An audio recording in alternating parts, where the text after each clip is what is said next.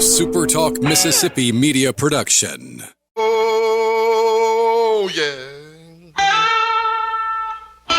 Good morning, Mississippi. Everything gonna be all right this morning. Mornings with Richard Cross. Oh, yeah. Here on SuperTalk Mississippi.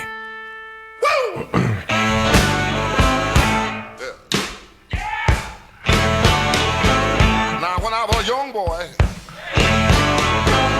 at the age of 5, my mother said I was gonna be the greatest man alive. But now I'm a man, way past 21. I want you to believe me, baby. I have lots of fun.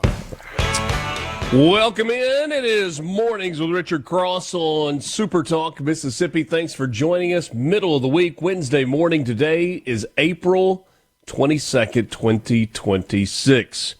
Mornings is presented by Community Bank, online at communitybank.net. Community Bank, rooted in our community. The C Spire text line is open to you. We'd love to hear from you. The number is 601-879-4395, 601-879-4395. For a while now, we've been telling you about this deal that is available to you at C Spire. It is the Ultimate Connect Bundle. New and current customers can get a free phone, watch, and tablet, plus 100 gigs of data for just $90. There's more to see. Visit cspire.com today. I'm Richard Cross, joined by Lance Tolbert. Good morning, sir. Good morning, man. I'm impressed with the icons and whatever you call those things that you put in front of the names and the birthdays and all that. I mean, it's totally high dollar. I don't know if you normally do that, but there's like guitars in front of. Oh no. Okay. No, that's accidental. It's not accidental, but I was impressed, man. it's not anything special. I promise. What is he doing to me this morning? Yeah. Different sources put them together differently. You good, man? Oh, I'm great, dude. Happy to be here. It's Wednesday. On the headed toward the downhill side of the week. Sure. Might have a little bit of rain in the forecast, which is not great moving toward the weekend if you are looking at home baseball games or if you are looking at the Double Decker Arts Festival, but still got time. We'll keep an eye on it. We shall see how it plays out today. Going to play out pretty well. Tupelo 77 for your high, 56 for the low tonight. Partly cloudy, generally mild with a slight chance of showers. But overall, just a lovely spring day for you in Tupelo. Meridian, you're going to be a touch warmer, about 80 degrees for your high, partly cloudy and warm. A little humid for you today in Meridian, an overnight low of 60 degrees. Rolling Fork, 81 today for your high. 64 for the overnight low, warm with a mix of sun and clouds. Small chance of a pop-up shower somewhere along the way. And Loosedale, you're checking in at 81 degrees this afternoon. Tonight, 56 for your overnight low, partly cloudy and a little bit warmer in the southern part of the state than in the northern part of the state, but not too bad all the way around. It's a good growing season. Growing your roses, growing your azaleas, growing your hydrangea. If you left some of those nasty-looking sticks on your hydrangea, finally got some green stuff starting to cover those up. Tomato season, too, man. I've got 6 beautiful plants coming along. All of them got the little yellow flower on it. You know, Garden Mom will say, once you see those, start shaking your plants a little.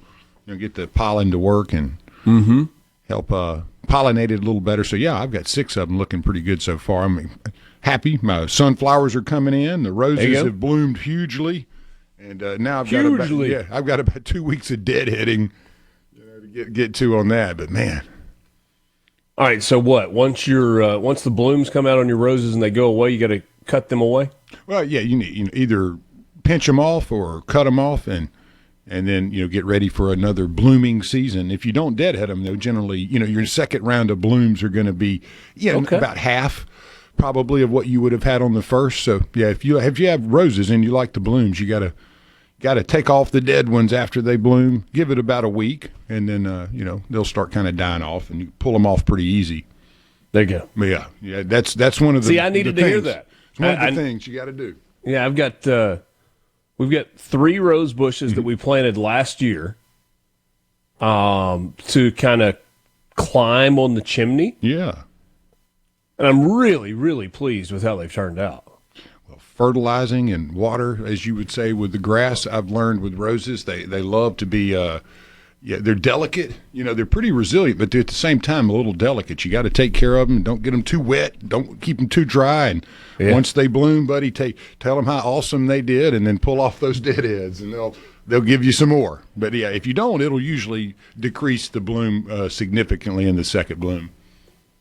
C-Spire text line, Dave says, "Good morning, gentlemen. Hope you both have a great day." Thank you, Dave. We appreciate that very much, and wish you a great day as well. Jay in the Res says, "Good morning, Lance. I'm listening." Morning. Good morning. Mm-hmm. The forecast for the weekend, at least in North Mississippi, has gotten a little better than it was. And for those who worked so hard to put together the Double Decker Arts Festival, they say thank you. A chance of some evening thunderstorms on Friday, and then not a lot of rain chance on Saturday. It's kind of like at Tiger Stadium where they say chance of rain never. I mean, that's your double-decker thing. Chance of rain never. Not for double-decker. It's never happened before. The rain and double-decker. I'm kidding. Never. Yeah, it's that perfect time of year where you get a pop-up storm. It seems like almost every time, but it's such a great event. I mean, it's almost unnoticeable. I loved it when I bartended and people would come running in soaking wet after a little drenching, then immediately turn right around and go right back. Into it. Need some liquid courage though. Jack Nicholson was born on this day in 1937. He won 3 Academy Awards, one of the most that you will find for an actor. Had iconic roles in The Shining and One Flew Over the Cuckoo's Nest, A Few Good Men. I'd prefer you just say thank you. I watched that one about 2 weeks ago. Yeah. Such a good one. Yeah. Amber Heard, born in 1986, who, you might say, played Mira in the Aquaman franchise. Really not what she's most famous for. It was the highly publicized defamation trial with Johnny Depp. Yeah, she's having a birthday today. Jeffrey Dean Morgan was born in 1966. He played Negan on The Walking Dead, also appeared in Grey's Anatomy and Watchmen. How about this cat? Born in 1950, Peter Frampton. Known for his live album, Frampton Comes Alive. The Talkbox guitar effect. Oh, yeah. Make it talk to you. Mm-hmm. I feel like I do. I used to love listening to that. Like, man, he can make it talk. How'd you do that? How'd he do that, man? Marshawn Lynch was born on this day in 1986. Beast mode. Guy loves Skittles, Super Bowl champion with the Seattle Seahawks. Wasn't that the deal? He'd eat Skittles on the sideline? Yeah, and you did not want to try to tackle that guy. No, sir. Man. No, sir. The Rhinestone Cowboy himself, born on this day in 1936. That's his biggest hit, Rhinestone Cowboy, member of the Country Music Hall of Fame. Happy birthday, Glenn Campbell. Rhinestone Cowboy today. Robert Oppenheimer, born on this day in 1904. He led the Manhattan Project during World War II, known as the father of the atomic bomb. Did you watch that movie? I did. It was okay. Is it tough?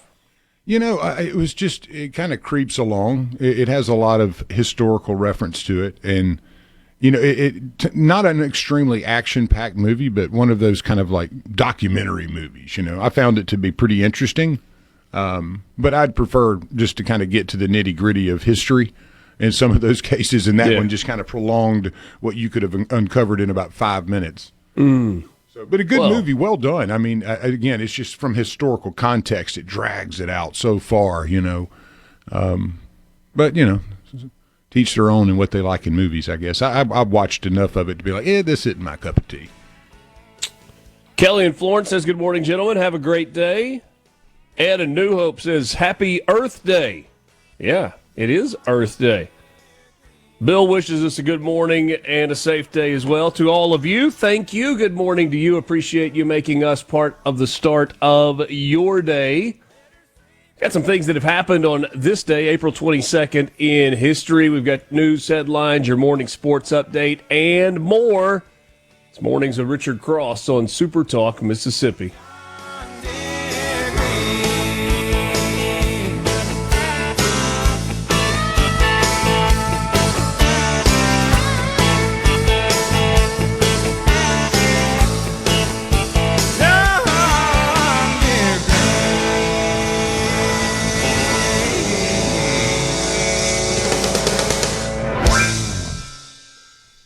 Good morning from the Venom. All right, now to the important stuff. Your VIP pass to hear what the most influential Mississippians are talking about. This is very important. Huge news. Mornings with Richard Cross on Super Talk, Mississippi.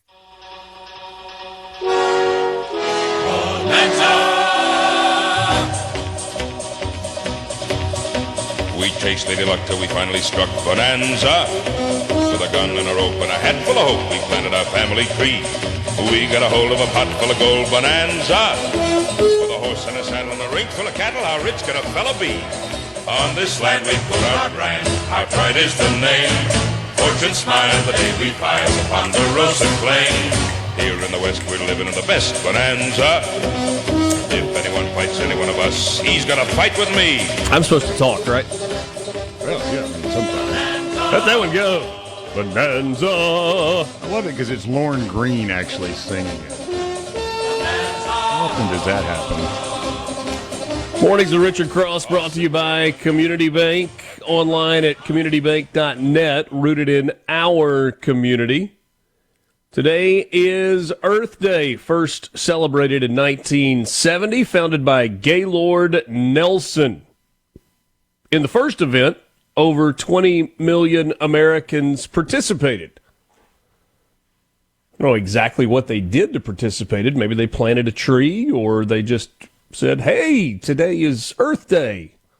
Let's wear a T-shirt, or I don't know what the festivities were for the initial Earth Day. But here we are some, 56 years later, still celebrating it. So outstanding. I guess. Yeah, I mean, that's you big Earth Day guy? We're still here, since 1970, the population, was it doubled? So, yeah, I mean, I guess it's great that we still believe Earth's important because it's just a little more crowded now, It is. Got to take care of everything. It is. Those of us who love the out of doors probably should tip our caps to the Earth. I think maybe the first one was like people hugging trees. That's maybe where the tree hugger thing came from. But it is expanded to, pretty much land appreciation and outdoor appreciation and, just kind of taking care of the environment, which is always a good thing. Focus on some conservation efforts. Good thing. Good thing. Today in 1889, the Oklahoma land rush began. Thousands raced to claim land in what is now Oklahoma. One of the largest land grabs in U.S. history. Think there were some elbows thrown in that? Yeah. It's nothing but knees and elbows, right? Yeah. Is there anything in particular you were looking for? Were you the one that just wanted to grab the first plot that you came to, or were you one that was like, you know what, I'm going to be selective here. I'm going to be a little more selective. I'm going to ease on out a little bit and set my homestead up here. I got up there like, man, there's a lot of wind here. Yeah, no doubt. No doubt. McDonald's opened its first franchise on this day in 1955. It was opened by Ray Kroc in Illinois, helped launching the modern fast food industry. That is that's an interesting movie. Now that documentary, I can come down with that one. Yeah, that's a good one. It didn't seem to be inventing, drama. It was there. Yeah.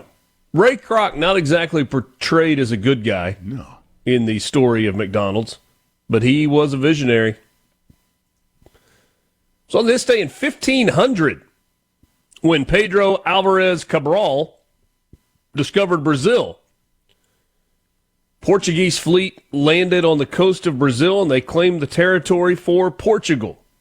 I don't know if the people who were already in Brazil at the time were like, actually, no, it's ours, but it's not exactly how it worked at the time. Richard Nixon's funeral was on this day in 1994. In 1864, you had the U.S. Coinage Act. They added the motto, "In God We Trust," to the United States coins. First appeared on the 2-cent piece. Yeah, when did the eye show up on top of the pyramid? Was that only in printed money, like dollars and such? Well, that was on the $3 bill. Yeah, we're watching, buddy. Yeah. Boy, aren't there all kinds of conspiracies about that? Man, there's all kind of stuff in the dollar bills and such that you can find. Do you know that 1977 was when optical fiber was first used for telephone traffic? It marked a major advancement in communications technology and paved the way for modern high-speed internet. Telephone lines prior to that, I think, had all been copper. And then you got into this newfangled technology, and now we have laid tens of thousands of miles of fiber optic cable hither and yon under the ground in Mississippi and above the ground, and we take it for granted as well. Ocean beds and everything. Yeah. All linked up these days. Yeah. I remember the old dial-up. I know that was about as you were probably coming of age.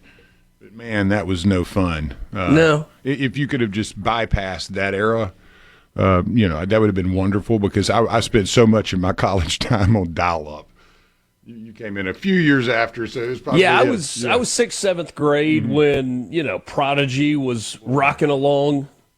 Man, kind of the early AOL stuff. You're talking about elbows and knees trying to get to the computer lab at Ole Miss. You'd get 400 people and like 20 spots. Like, oh my God, I got a paper due. Yeah. Should have got to work earlier. Finally, it was today in 1915 when the poisonous gas was introduced into World War I. German forces used chlorine gas at the Second Battle of Ypres, or Ypres, YPRES. I'm not sure how you say that. Escalated some of the horrors of trench warfare that were going on during the First World War. I got two for you here real quickly. Tell them. 1876. Yeah? On this day, the Boston Red Caps defeated the Philadelphia Athletics in the first National League baseball game. At the time, it was really kind of broken up, and the National League was just another league trying to kind of, tame this beast called baseball. But by 1903, they had the American League and the National League facing off in the first World Series. Beautiful. Pretty good stuff. And interestingly enough, they thought they had found Hitler's diary back in 1983. A magazine called Stern had created a big sensation when it announced the discovery of the Hitler Diary, 60 volumes of journals reportedly written by Adolf himself. They were, however, quickly determined to be forgeries. But it made me think, what was his childhood like? Everybody was like, oh, my God, the Hitler Diaries. I always kind of thought like it was kind of like Dr. Evil's, background on Goldfinger and all that. He's like, his father was a circus worker and childhood was typical, beaten in a burlap bag. And you're like, you can't imagine he would have had a normal childhood, Adolf Hitler, when you think about it. So you wouldn't think like he was just out in the backyard playing with his buddies and building sandcastles. And no, I mean, you wouldn't think that. But so I imagine that was very important. They thought they found something there. And then I think it was like yesterday was the day that Geraldo Rivera punted on the Al Capone vault. Yeah, so it was like yesterday that came out. So it was two big nothing burgers on this day consecutively in history. News headlines for you this morning. A Mississippi sheriff is disappointed with some of his constituents after being in the dark about a mass shooting that injured 4 people. Jefferson County Sheriff James Bailey Sr. went to social media to call out members of his community for not reporting the incident that took place on Saturday night. According to the sheriff, the gunfire rang out about 10 p.m. at a dogfighting operation in Union Church, an unincorporated community within the county. Population of less than 1,300. Bailey, the sheriff, in a Facebook video said 4 unidentified individuals were injured in the shooting and that 3 of the victims were airlifted to medical care in serious condition. No arrests have been made. Nobody of interest has been identified yet. The shots were fired on Saturday night, but Bailey said he didn't find out about the shooting until the next day when the Adams County Sheriff's Office reached out to him. He said the other night there was a dogfight that took place out here. We had other people from other counties who came here. What was so depressing and disappointing was that it was 12 hours later when I received a call from another agency saying, we had a shooting here in Jefferson County and that 4 people were shot. You had individuals who got shot out here and no one reported this shooting, not one soul. Friends, the sheriff needs to know. Of course, the people that did the shooting would probably prefer that the sheriff still not know. 3 people have been arrested for alleged unemployment fraud in Harrison County. State Auditor Shad White announced yesterday that special agents from his office took Harrison County residents Chadwick Stubbs, Blair Stubbs, and Shinka Stubbs into custody. The 3 are accused of using the identities of 13 inmates to fraudulently receive unemployment benefits. The unidentified inmates were reportedly incarcerated with Blair and Chadwick Stubbs at the time the claims were submitted to the Department of Employment Security. Chadwick was in prison for having sex with a 13-year-old when he was 25. He fessed up to the crime in 2017. Blair was in jail for possessing drugs and leading police on a chase in 2015. If convicted, both of them face fines up to $36,000 and up to 45 years in prison. We're back after this. From the Seabrook Dock. Wake up, get up, and start your day right with Mornings with Richard Cross here on SuperTalk, Mississippi. Like a rhinestone cowboy, riding on a horse in a star-spangled rodeo. Like a rhinestone cowboy, getting caught and let us. Jeff in Grenada weighing in on the C Spire text line this morning. He says, Shad White for president. That guy is relentless. Thomas in Greenwood says, morning, comrade and spook. What news will break today to make America look like a chump? Oh, Thomas. You ever just wake up and smile in the mornings? Good morning, man. What a nice day it looks like. Who's going to make us look like a chump today? Thanks, Thomas. Just in case you didn't already know this, Mississippi's Giant House Party will kick things off a month earlier than normal this year, instead of getting underway in late July. As has been the case for decades, the 137th Neshoba County Fair will run from June 19th until 26th. Saw the first pictures of political signs going up at the fairgrounds just yesterday. Fair officials announced last year that the 2026 edition of the cabin-filled festivities was moving back on the calendar, or maybe up on the calendar, to accommodate early school starts and late summer scheduling conflicts. The June start might not be a permanent fix, though.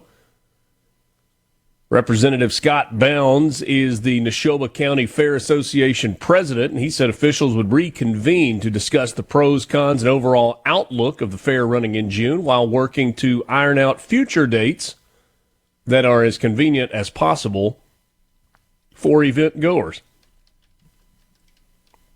Feels like the fair might be a little spicy this year, and next year, yeah, that's an understatement. Yeah, we may set up shop for a week at the fair in 2027. You're gonna have some comic relief mixed in somewhere in there, like between every politician. You have to bring out somebody with a little comedy. Hey, Brad, I don't want to invite myself, but you've always said I've got an open invitation, so I could use a bed for multiple nights in 2027, if that's okay. Thank you, sir. Would be incredibly grateful for that. State leaders gathered yesterday in Pearl to unveil the Mississippi Department of Public Safety's new 146,000 square foot headquarters. For the first time in the department's nearly 9-decade history, all major divisions are now in a single building. Governor Tate Reeves said the building represents an investment in the people who help keep our state safe. Said the new investment also shows that Mississippi backs the blue, noting that for Mississippi, it's not just a slogan, but a deep commitment. The Pearl headquarters will house the newly consolidated units of DPS, Highway Patrol, the Bureau of Investigation, the Bureau of Narcotics, and the Office of Homeland Security. C-Spire text line. Good morning, Thomas.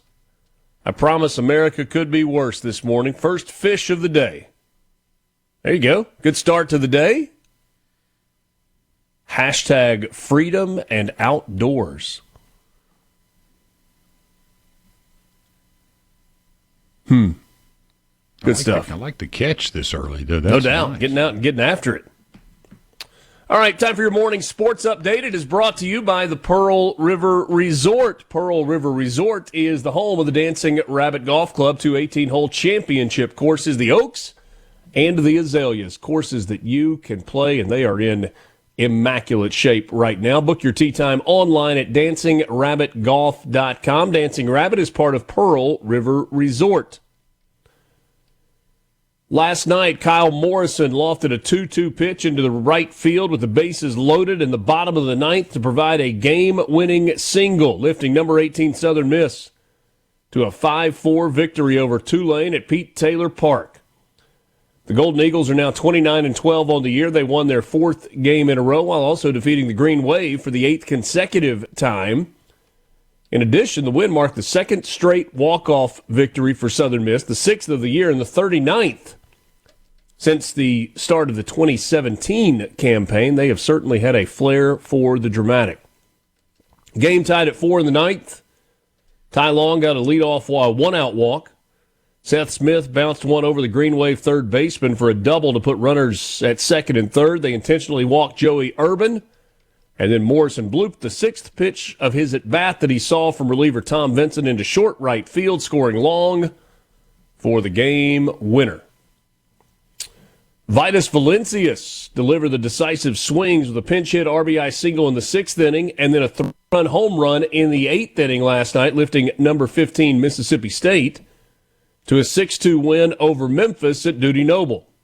The Diamond Dogs moved to 31-10 on the year. They broke open a tight game late when Valencius launched that three-run shot out to the left field seats. The blast gave MSU some breathing room after carrying a one-run lead into the eighth inning. State pieced together the comeback after Memphis jumped out to an early 1-0 lead. In Oxford, a 4-home-run inning propelled Ole Miss to a 19-2 victory, a run rule victory over Murray State last night at Swayze. In total, the Rebels launched a season-high 5 home runs against the Racers. Ole Miss moved to 30-12 on the year, en route to scoring the season-high 19 runs. Owen Kelly got his 5th start of the season, had his best day as a Rebel, 4 no-hit innings, with a season-high 6 strikeouts to earn the victory. Leo Odom, Noah Allen, and Jake Reichert pitched in relief to close the ball game. Judd Utermark hit a pair of home runs and moved into a tie for second place on the all-time home run list alongside Tim Elko. Utermark now with 17 home runs this year, 46 in his career. And the one to right field was a beauty, too, man, where he just kind of waited on it and drove it out there. It started to look like Tim Elko in the heater of the 2022 season. A majestic beautiful shot. Love seeing the Oppo Field bombs. That's so beautiful, man. And, yeah, the coach from Murray State, I thought they were going to have to pull out a rascal free scooter in that inning just to, he was wearing it out, man. I mean, I don't remember how many pitchers he had to go through, but you could just see the look on his face. He's like, man, good Lord. Come on, guys. Come on. Yeah, tough night. Yeah. Although Murray State had a pretty good time the last time they were in Oxford. Oh, yeah, and we got one of their best players in Decker. Yeah. So. From around the SEC last night, Tennessee beat Lipscomb 14-4, South Carolina 9-3 over Presbyterian. Jacksonville, the Dolphins, for the second time this year, defeated the Florida Gators 7-5. Louisville and Kentucky had a back-and-forth affair that saw Louisville even the season series with the Wildcats, 14-10 the final. Cats down to the Cardinals. Vandy with a 10-run victory, 11-1 over Xavier. Auburn smoked Samford 14-2 last night at the Hoover Met. Alabama was at home in Tuscaloosa, and they got popped by the UAB Blazers, 11-2 the final in that game. Speaking of popping, they played at Truist Park in Atlanta last night, Georgia Tech and Georgia, and it was number 3 Georgia Tech with a 10-run victory, 14-4 over the 5th-ranked Georgia Bulldogs. Hey, and, that game was not even televised. I know. 2 top 5 teams, and you're like, man, I think you missed out there. Maybe. 12-4 was the final. Arkansas over Missouri State after trailing early in that ball game. SIU Edwardsville with an 11-5 win over Missouri. Oklahoma came from behind and beat Oral Roberts 7-6. LSU finally won a game. They beat New Orleans 10-7. Had a couple of games in the Lone Star State that were canceled because of rain last night. UTSA and Texas A&M did not play. Neither did Air Force and Texas. The NBA playoffs are going on.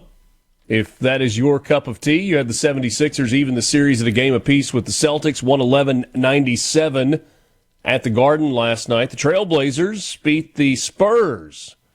Bit of an upset victory there, 106-103. That series is tied at 1. And how about the Lakers? They are up 2-0 on the Houston Rockets after a 101-94 victory. I won't say that he is the ageless one, but LeBron James still clipping along, 28 points in 39 minutes last night in the win for the Lakers. He also had 8 rebounds and 7 assists in the ballgame.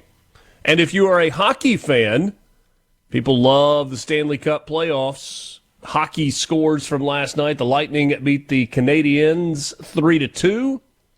Bruins over the Sabres 4-2.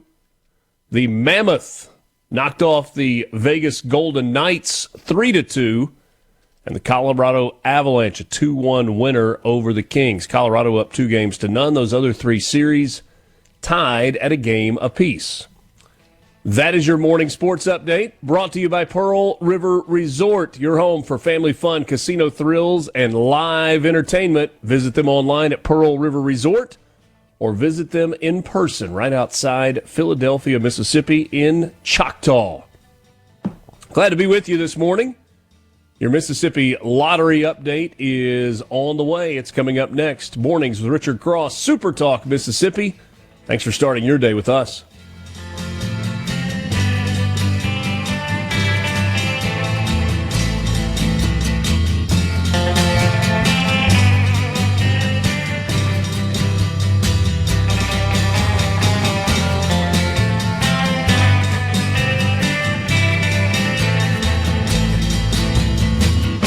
Good morning from the Benham. It's happening. You're waking up to what's happening. Mornings with Richard Cross. Right now on Super Talk Mississippi.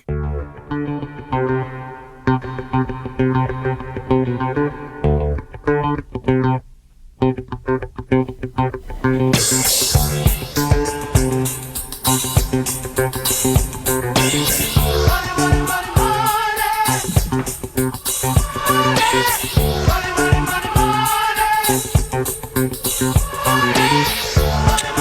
for your Mississippi Lottery update, brought to you by the Mississippi Lottery, online at mslottery.com. There was no Powerball winner on Monday night, so tonight's drawing is worth $100 million. The estimated cash value, $45,600,000.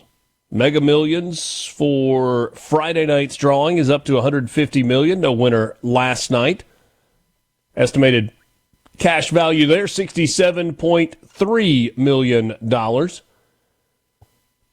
Don't forget to download the Mississippi Lottery app. With just a tap, you can scan your tickets to see if you're a winner. Fast, easy, and right from your phone. Didn't win? Don't toss out that non-winning ticket. Enter your non-winning ticket into Second Chance Promotions for another shot at big cash prizes, plus get the latest on new games, jackpots, and special promotions. It's simple, it's convenient, and it keeps the fun going. Download the Mississippi Lottery official app today. Players from Grenada and Hattiesburg each won $5,000 tickets on cash for winners from Express Store in Grenada and Clark Oil Company in Picayune.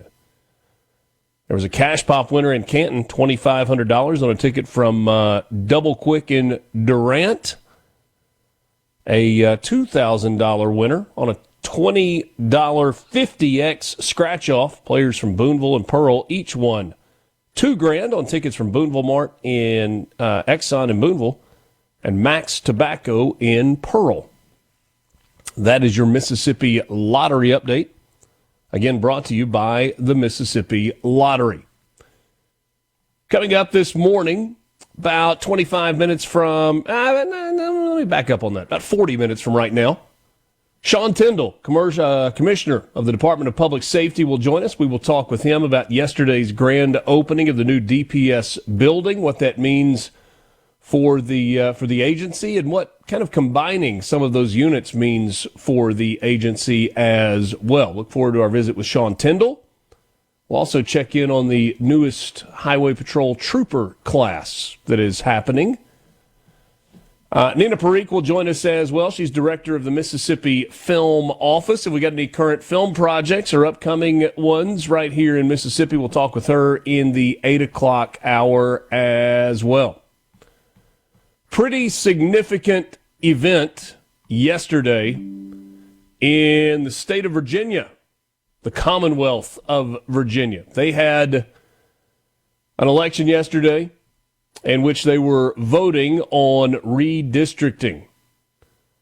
You may have seen some of the maps that are floating around online. Previously, or I guess currently,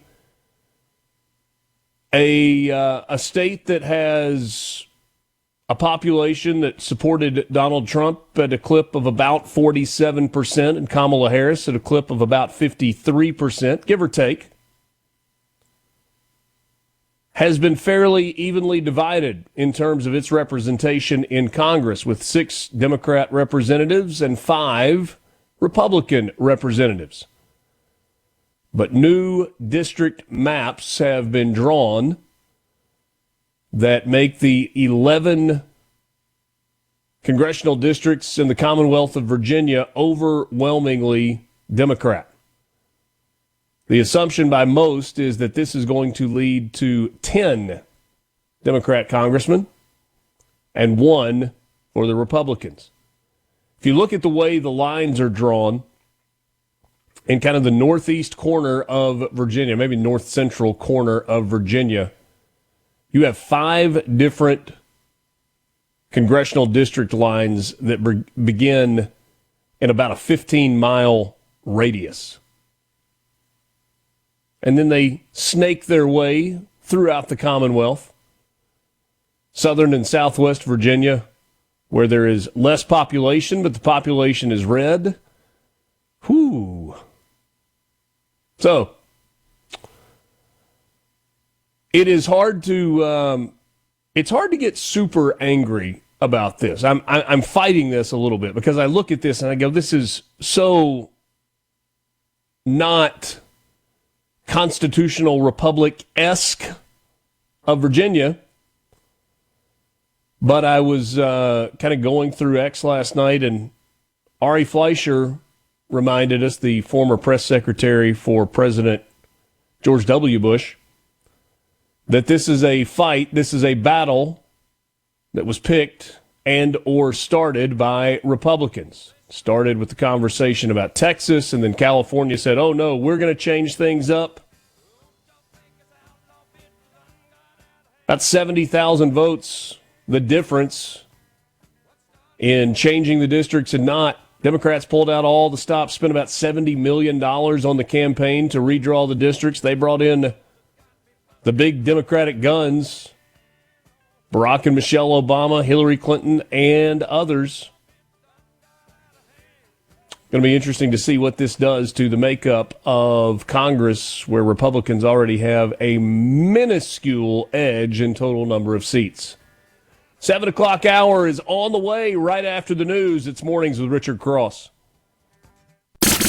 The views and opinions expressed by the hosts, guests, and callers on this show are not the opinions of TeleSouth Communications, its management, or advertisers. Waking up Mississippi. From South Haven to Scuba, it's Mornings with Richard Cross on SuperTalk Mississippi. Only one thing that I miss more than that, I want my mullet back.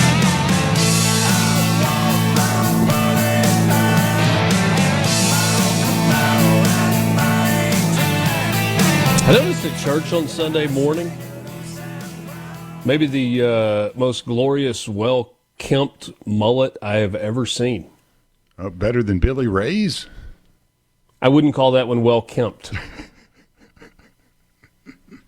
Well, that was Billy Ray Cyrus, I Want My Mullet Back. In case you needed to know who that was. Is there anything in particular that is keeping him from getting it back? I think he's gone to like the more of the goth rocker look, you know, with the Flavor Soul patch under the lip and the long straight hair. I heard an interview with him the other day, and he's actually very intelligent. You know, Yeah. very intelligent guy. So he's just full on long hair. Yeah, he now. looks like a rocker now, right? Yeah, kind of like throwback to the 70s, 80s, maybe. Has like a little bit of Soundgarden like late 90s, early 2000s Keith Urban look. I was going to say more maybe 90s, 2000, like Soundgarden or something like that. Yeah. Mornings with Richard Cross, presented by Community Bank. At Community Bank, we're here for every part of your financial journey. Looking to manage your personal finances, our banking services make it simple and secure to do just that.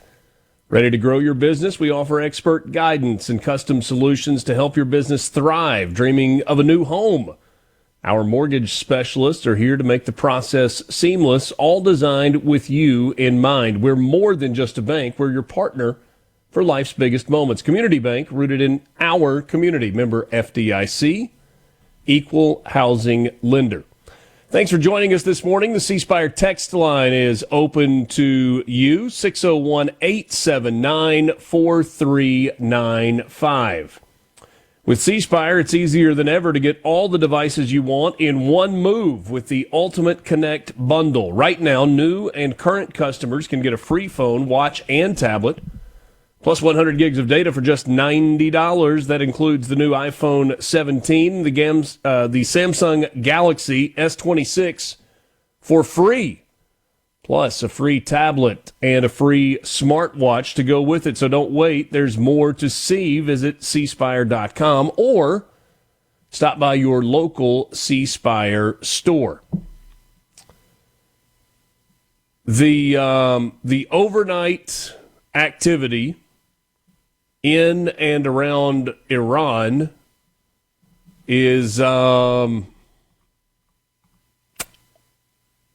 guess, interesting is the right word.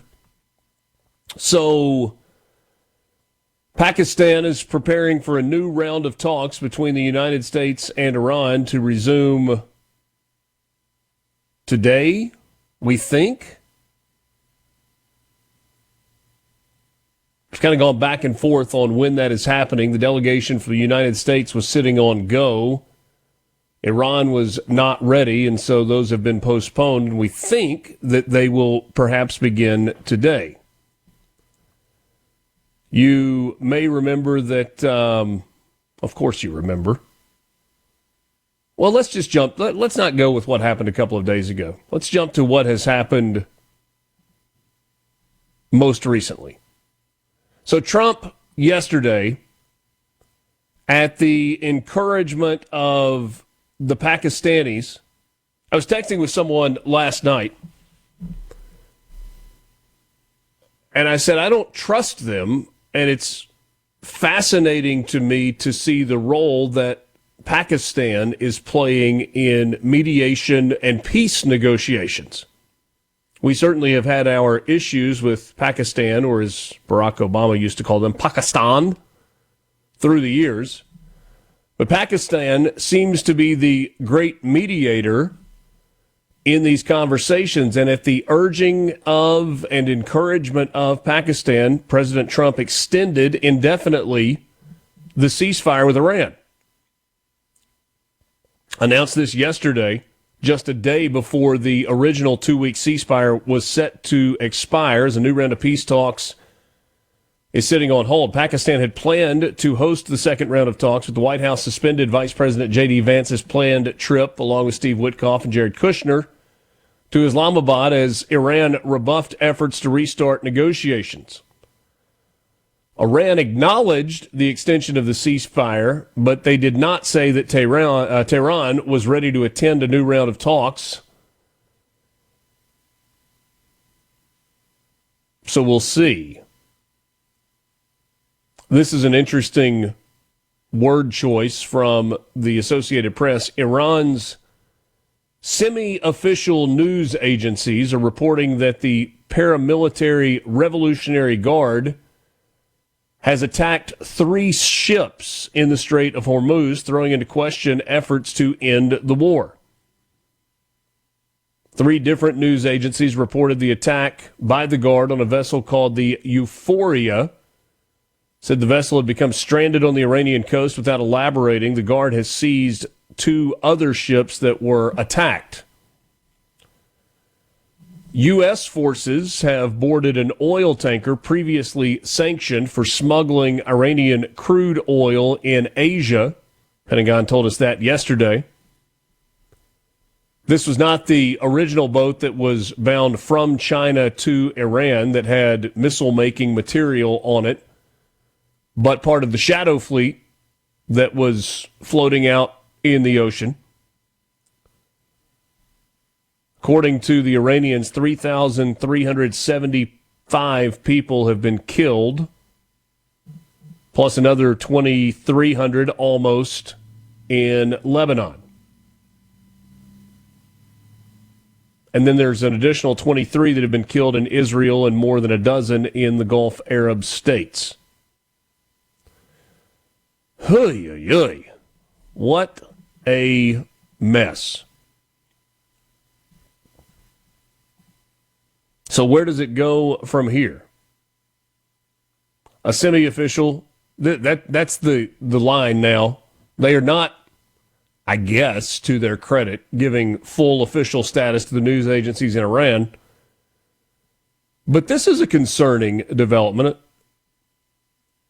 Raised the idea that Gulf Arab states remain vulnerable to having their undersea data cables being cut in the Strait of Hormuz. You made the point earlier when we were talking about, what was it, in the late 70s when you had the first fiber optic cables run in the United States for telephone purposes, that they're everywhere now. They are buried, they are aerial, and they are under the sea. Multiple cables run through the strait. The region has faced outages after undersea cables were cut multiple times in the Red Sea. Yemen's Iranian-backed Houthi rebels had threatened to cut cables in the past.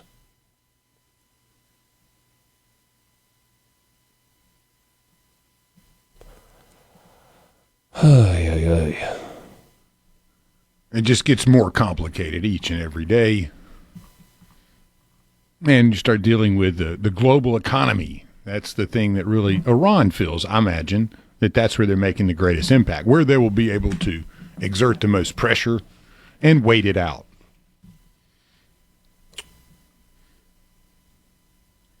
It's hard for us, I think, to wrap our minds around the idea, like, we just don't care if we get blown up. It's all in the name of Allah. Mm-hmm. There's no question the military might of the United States has the ability to crater the entire country of Iran, to do more damage than has already been done. And it's like we are reminded on a daily basis that the Iranians just don't care.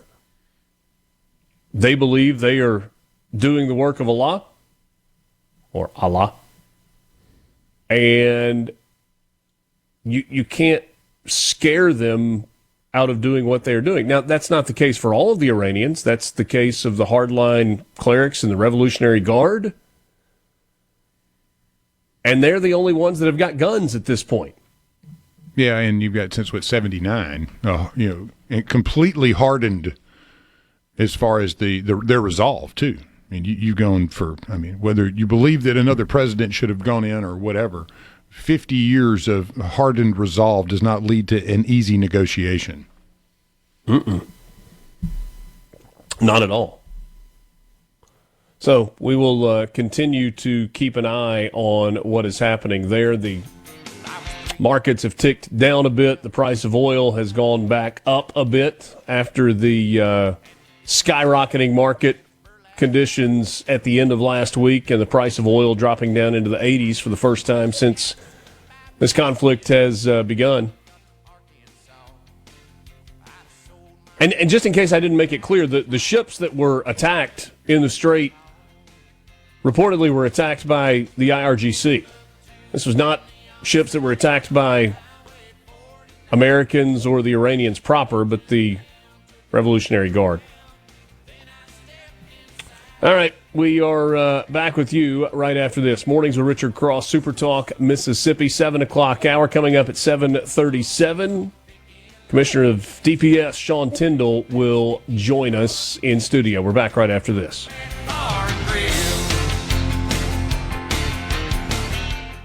From the Venable Glass Traffic Center. Want to know what's happening in Mississippi politics? Yes.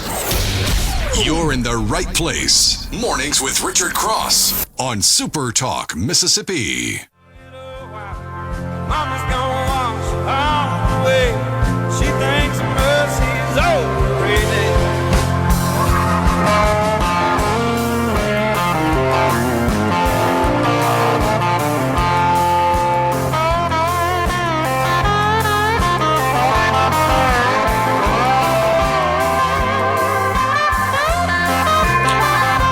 Good to be with you this morning. It is Mornings with Richard Cross on Super Talk Mississippi, streaming at supertalk.fm and SuperTalk TV. We touched on this in the 6 o'clock hour this morning, but if you weren't paying attention yesterday, you may have missed what was happening in Virginia. They had a special election yesterday in the Commonwealth, and Virginia voters approved redistricting, a plan that could boost Democrats' seats in Congress.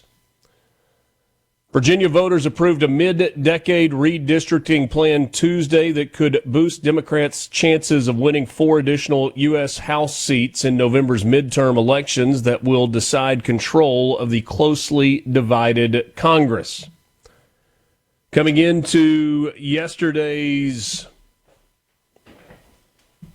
ballot initiative, you had 11 districts. 6 of them were held by Democrats.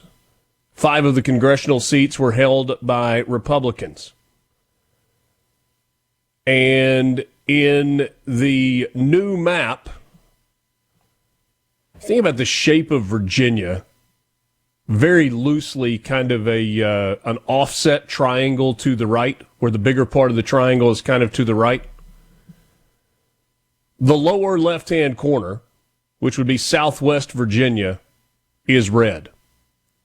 That is Congressional District 9, based on these new maps. Everything to the east or to the right of that lower left-hand corner is now blue. And as I told you earlier, There are 5 districts, District 8, 1, 7, 11, and 10, that all begin in the north central or northeast corner of the Commonwealth of Virginia. That is the area of Alexandria, where you have so many from D.C. that just cross over the bridge into Virginia to call it their home. The Virginia redistricting referendum marked a setback for President Trump, who kicked off national redistricting battles last year when he urged Republican officials in Texas to redraw their districts. The goal was to help Republicans win more seats in the November elections and hold on to a narrow House majority in the face of political headwinds. But the gains by Republicans in other states could be completely nullified based on what they've done in Virginia, what they're trying to do in California. I've asked the question of a number of guests that we have had as we continue to wait on the Supreme Court's ruling in Louisiana versus Calais, if there is an appetite for a potential redistricting fight in the state of Mississippi. We have already seen the effect of a court ruling on redistricting. What was a supermajority in the Senate after the Mississippi Supreme Court forced the state to redraw district lines has turned into a simple majority in the Mississippi Senate. 4 congressional districts in the Magnolia State, 3 held by Republicans, and District 2, which covers most of the Mississippi Delta and extends into part of Hinds County, is represented by Benny Thompson. He's been there for a really long time. We got some random Benny Thompson messages on the C Spire text line yesterday that I didn't get to. But in talking with a lot of different people and even some folks pretty high in state government about whether or not that would make sense, the answer was you've got to be really, really careful. It's something that they're seeing in Texas. In terms of redrawing the district lines in Texas, there was no guarantee that Republicans were going to end up with the outcome that they wanted, because you do still have to have elections. Obviously, the way they drew the lines in Virginia, it is a near certainty that 10 of the 11 congressional seats in Virginia are going to be held by Democrats. Right now, the situation that you have in Mississippi is you've got 3 congressional seats that are solidly Republican. District 1, District 3, District 4. Trent Kelly representing Congressional District 1. And you've got Michael Guest and Mike Ezell. And then Benny Thompson seemingly with a stranglehold on District 2. So is there a way in Mississippi that if you wanted to do this, you could redraw the district lines in a way that they would stand up in court, because ultimately it would be appealed to the courts, where you had the mandated BVAP so that there was black voting representation, but you gave yourself a chance to win all 4. Because the danger in doing your redistricting lines in a way that they would stand up in court is that right now you're solidly in that 3-1. Could you possibly mess up and end up in a 2-2 scenario? You obviously would create the possibility, assuming with Republicans in charge, that there's a 4-0 opportunity. But how are you going to do it in a way that you guarantee 4-0 and it'll stand up in court versus the possibility of redrawing and having it backfire and end up in a 2-2 scenario?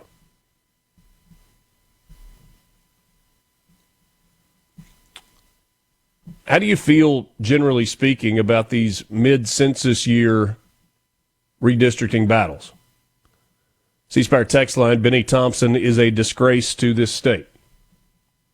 You're not going to find any argument here. Thomas in Greenwood says, given our demographics, 75% Republican in D.C. is a miracle already. Don't mess with it. Another message here, I'm not a fan of mid-census redistricting, but I guess Texas started it, so there really isn't much to say. At least they let the voters vote on it, unlike in Texas. And that's what Abigail Spanberger is trumpeting today. Other states started this. But unlike other states, we didn't just shove it down our people's throat. We went to the ballot box to determine how it was going to go.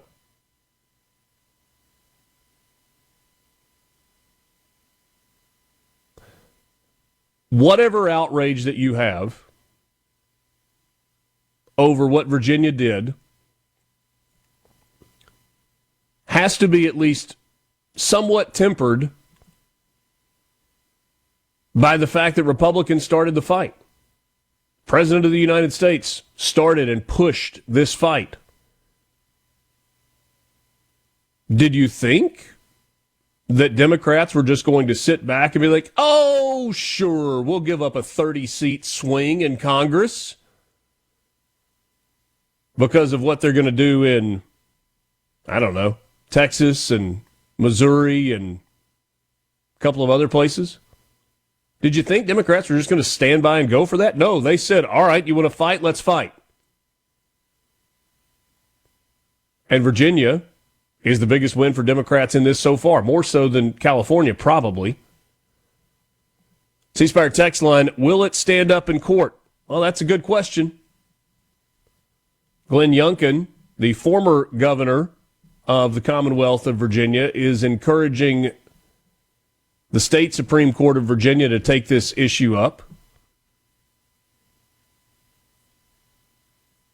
Virginia is a state where they do not allow consecutive terms for governor. So you can run twice, but you can't run twice consecutively. So Glenn Youngkin, a Republican governor, was out of time to run the state. And that's what opened the door for Abigail Spanberger to come in. The thing about Spanberger, and I know you're shocked by this, is she lied heavily in the time in which she was running. She was running as a moderate and said during the time in which she was running that she had no interest or plans to engage in redistricting. Said this specifically to the question of, hey, are you going to try to redistrict Virginia? She said the short answer is no. Virginia, by constitutional amendment, has a new redistricting effort that was put in place and first used in 2021. I've been watching with interest what other states are doing, but I have no plans to redistrict Virginia. It was the very first thing she did once she came into office. Spanberger ran as a moderate and has been anything but since becoming governor of Virginia. We'll get to it later this morning. But the crazy off the hinges James Carville has said the quiet part out loud about Democrats and what their plans should be moving forward. Coming up next, though, it's the Commissioner of the Department of Public Safety, Sean Tindell. They have got a new pad in Pearl. We'll talk about that and more with him coming up next. This segment of Mornings with Richard Cross is brought to you by Covington County Hospital in Collins, where your health matters. Mornings with Richard Cross on SuperTalk, Mississippi. Welcome to the show. Found a dime, loaded up and trucking. Are we gonna do what they say can't be done? We've got a long way to go and a short time to get there. I'm eastbound up, watch our bandit run. This hour of Mornings with Richard Cross is brought to you by MWG Employer Services. Running a business is tough, and if you're struggling with HR benefits and payroll, you are not alone. That's where MWG Employer Services comes in. They can provide a full range of employer services and a custom plan that fits you. Give them a call today. The number is 601-206-7966 or go to mwgemployerservices.com. Always enjoy when we have a chance to visit with the Commissioner of the Department of Public Safety in Mississippi. Commissioner Sean Tindell joins us this morning. Good morning to you, sir. Good morning, Richard. Beautiful day out there. Absolutely is. Appreciate your time very much. A beautiful day yesterday for the ribbon cutting of the new DPS headquarters, 146,000 square feet of space and a whole lot of people under one roof. It is. It was a wonderful day for ribbon cutting, and we were able to get in there and have folks come check it out. And it really is, I think, a great day for Mississippi and public safety as a whole. When we think about the Department of Public Safety, of course, we tend to think of the Highway Patrol and both, the Highway Patrol and our Driver Services Division, and DPS was really founded in 1938. So quite a history when you think about the years of history of that. But over the years, it's gotten bigger, and you've added things like the Bureau of Narcotics and the Bureau of Investigations and Homeland Security and the Forensics Lab and all these different things. So we were spread out all over the Jackson metro area, and now all our divisions under one roof, and that's going to improve communication, not only within the agency, but help from across the state with our federal partners and our local partners when it comes to sharing intelligence and information and just creating a safer Mississippi. I was going to ask you that next. What's the practical aspect of everybody being in the same place? Is it primarily communication, or is there more to it than just that? I think there's more to it than that. One of the things that we learned during COVID, and a lot of companies went to working remotely, and I think what a lot of companies and CEOs realized was it's hard to maintain or create a culture that you can control when you work remotely. And what we had was the Bureau of Narcotics was located in Byram. The Bureau of Investigations was located in Jackson. The Mississippi Office of Homeland Security was located at MEMA at Pearl. So we could never really create that culture of working together and sharing the information and the intelligence. So now I think we're going to be able to create that culture that'll permeate throughout the entire agency. So, for example, at the new headquarters, MBI will be on the second floor, and that's where the Bureau of Narcotics will be. That's where the Mississippi Office of Homeland Security will be. And with the recent legislation that passed, we're going to have one MBI. So MBN, Homeland Security, and MBI are all being kind of put together. They'll have their distinct functions that they'll do, but it'll come underneath one MBI umbrella. And by doing that, again, it's about improving those communications. And then the practical standpoint and the cost-saving standpoint for the taxpayers is, and what we found were MBN would be ordering a case management software and pay $25,000. MBI would order the same case management software and pay $25,000. Homeland Security would order the same one and pay $25,000. So we were paying $75,000 for a case management software that if we were buying it for one division, then it would only be $25,000. So there's going to be a cost saving for the taxpayers and efficiency, and we're going to be able to look at limiting some of the administrative costs that we can hopefully turn around and push towards the front line for better equipment, better salaries, and things of that nature. We're also looking at doing the same thing with our uniform divisions. You're going to have the Highway Patrol, the Commercial Transportation Enforcement Division, and the Capitol Police will also fall underneath kind of that same model. So again, that we can save money for the taxpayers when it comes to purchasing, but also work better when it comes to sharing information and intelligence. And then when we have a disaster, we can call all those units together and really get out there and respond. Kind of like what we did with the winter storm up in North Mississippi. If you looked around, it wasn't just Highway Patrol. It was our CTED units also out there working the interstates and the roads, trying to help MDOT get everything cleared.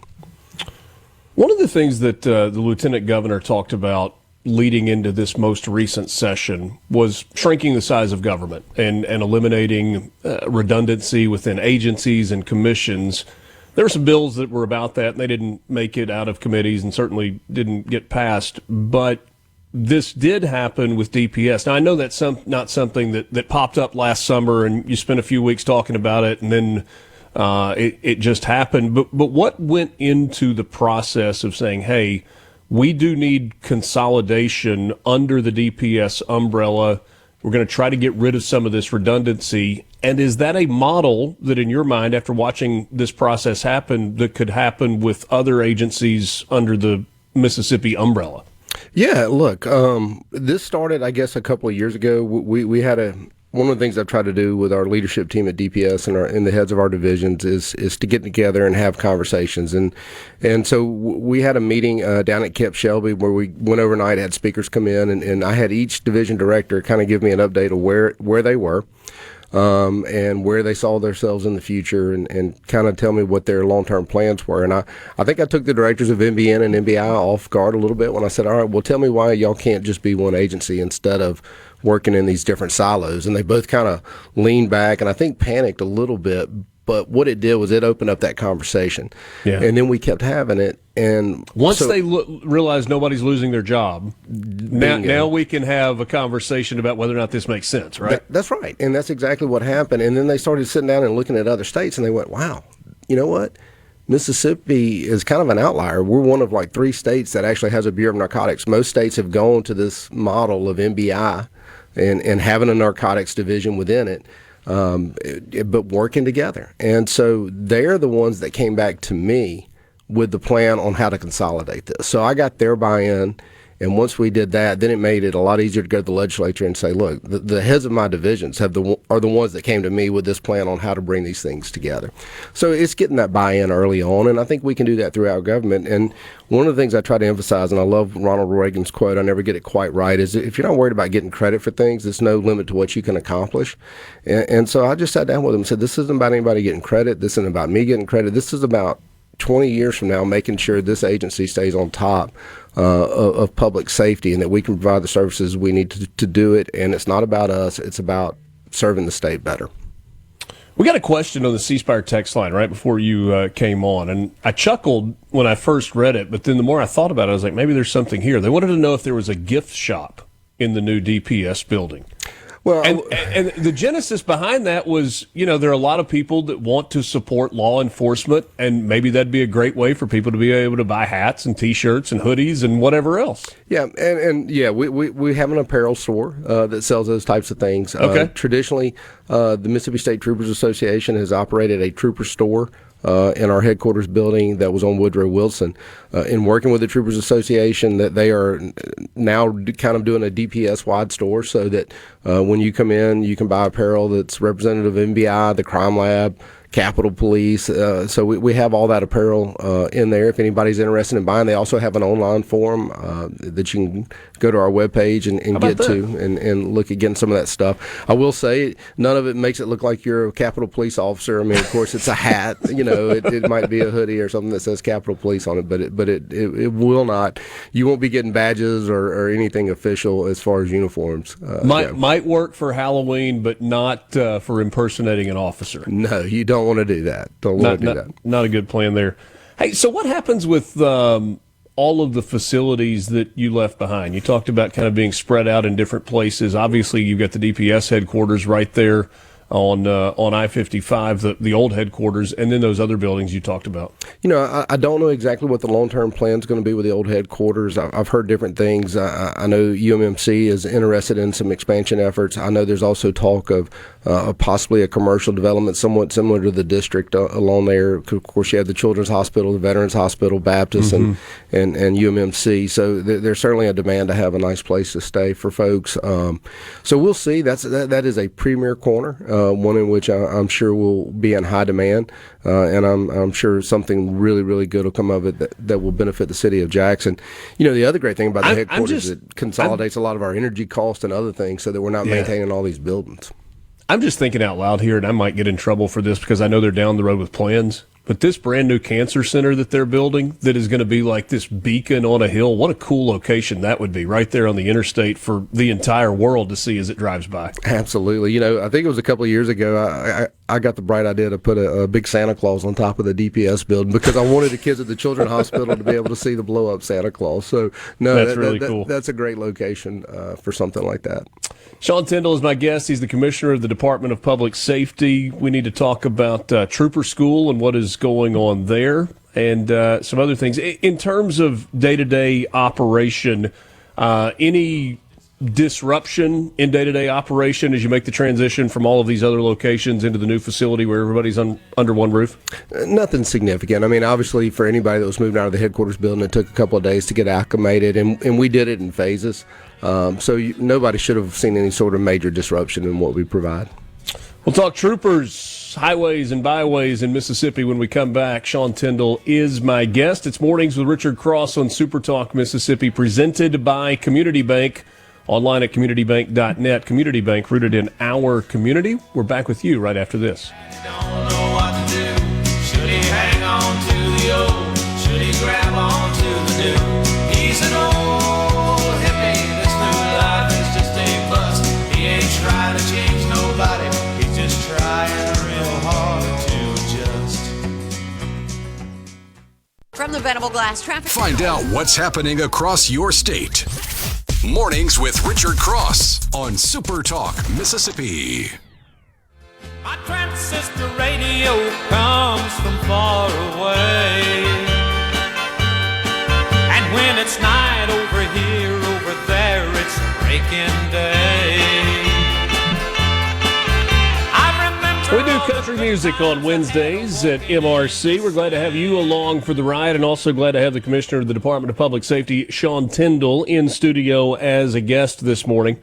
I had someone correct me on the C Spire text line saying that this is not a trooper class. It's DPS class number 1. And I'm mixing up my terminology. No, it's a trooper school.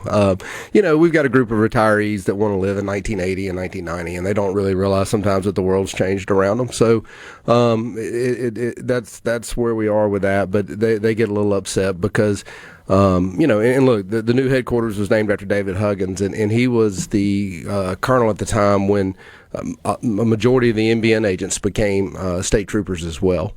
And so that was kind of his vision, and that's kind of where we've taken things. So in this particular class, we do have some folks that are going to NBN. They'll be going to Capitol Police, and they'll be going to CTED once they graduate from the trooper school. But they're going through a trooper school. They will graduate from the trooper school, and then they'll be assigned to some of the different divisions at the Department of Public Safety. So, really it's carrying on a legacy that he created, and one of which I'm proud to do, and I think one in which betters the agency in the long term. So this is Cadet Class 70 of the Mississippi Highway Patrol. And again, we will have some of those folks that graduate will head to the different divisions of the Department of Public Safety to enhance public safety across the state. What does trooper school entail now? From the time they begin to until the time they finish up from a training standpoint? Well, it's very rigorous. And one of the things that we did this year was because we wanted to dedicate all our resources towards this training, Malota kind of paused its training academies during that time so that we're not doing local law enforcement training while we're handling this particular class. Okay. And we've tried to emphasize some of the things that are a little more, from the academic standpoint, really making a push on that, making sure that we're covering those details, but not really sacrificing anything that we're doing on the physical side. I mean, all the physical requirements are still there, and we're pushing them. Self-defense. We've changed up the schedule some, so it's a little bit different. One of the things that we want to do with these respective divisions is we're going to spend about 5 weeks focusing on, if you're going to Capitol Police, things that you might do as a Capitol Police officer that might be a little bit different than what you'd be doing in the Highway Patrol, versus what you might be doing at the Bureau of Narcotics, versus what you might be doing at CTED. So there is some specific area training that we feel like's important. And then when they get done, it'll be a trooper school graduation, and we'll finish up, I think it's the first week of June.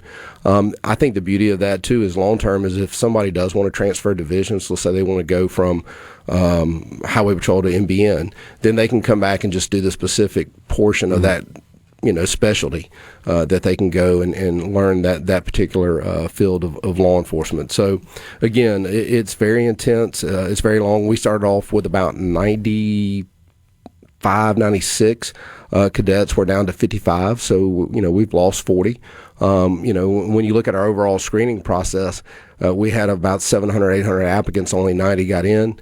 Wow. So then once you narrow it down to 50, it's a very tough school to get through. It's very tough to get into. Is that because of the physical demands or the academic demands? A little bit of both, to be honest. That's, again, why we tried to push some of the academic part of it to make that side a little bit tougher, but also the physical part is very strenuous. People show up, and if they're not in shape, they're not going to graduate. And that's fine, because we want the level of the cadets that come out of that to be a step higher. than any other agency. And what I've tried to ensure the folks with the Highway Patrol, particularly some of the retirees that are concerned about it, it's not about watering down Highway Patrol. It's about elevating everybody at our agency up to the level of respect and professionalism that we traditionally see with the Mississippi Highway Patrol. We have a conversation all the time about jobs in Mississippi. Visited with Courtney Taylor yesterday with Accelerate Mississippi. We know about the job or the openings, the employment shortages that exist in certain places. I know we've always talked about you need more troopers. You're not fully staffed. Is there any part of recruiting in the way that Accelerate Mississippi does or other entities within the state are trying to recruit people into the workforce that you're trying to replicate or use some of those tools? Well, we've tried to do some different things. We had a core program with Highway Patrol that we were trying to work with our community colleges on, where we were, getting in and basically doing like an ROTC type program, but geared towards law enforcement at our community colleges. We had some success with that, but what we've decided to do is go to have a true DPS wide recruiting team, and making sure that we're getting into these schools and talking to young people about careers in public safety, whether it be in forensics, whether it be on the patrol side, whether it be on the investigatorial side, and really trying to find those young people that are wanting to make a career out of it.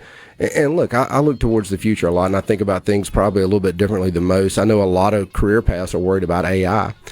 I do not see artificial intelligence taking over law enforcement careers. And so I really think there's going to be a push for really qualified people looking for careers that are outside of AI, and public safety and law enforcement's, I think, going to be a big benefactor of that, as we have a lot of qualified people looking for careers. And this is one in which we really ought to be recruiting young folks to look towards.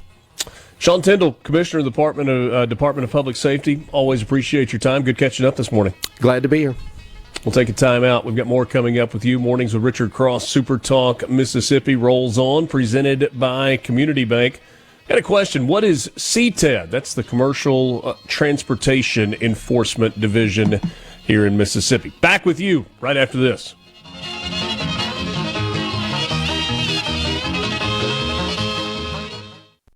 From the White House to your hometown. This is where you find out what's happening. Mornings with Richard Cross on Super Talk Mississippi. I feel tears welling up cold and deep inside, like my heart sprung a big break.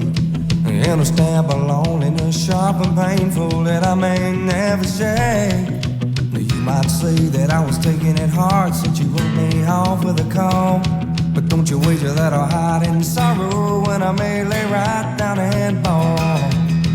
Now the race is on and here comes back with you as we roll into the 8 o'clock hour on this Wednesday morning, middle of the week, April 22nd, 2026. MRC is presented by Community Bank. We're here for every part of your financial journey. Looking to manage your personal finances, our banking services make it simple, secure, and tailored to you. Ready to grow your business? We offer expert guidance and custom solutions to help your business thrive. Dreaming of a new home?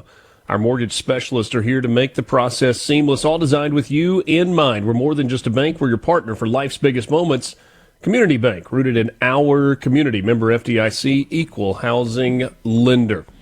Appreciate Commissioner Sean Tindell joining us, and happy to welcome another guest to the conversation this morning. Nina Parikh is the director of the Mississippi Film Office. Always a pleasure to visit with. Nina, good morning.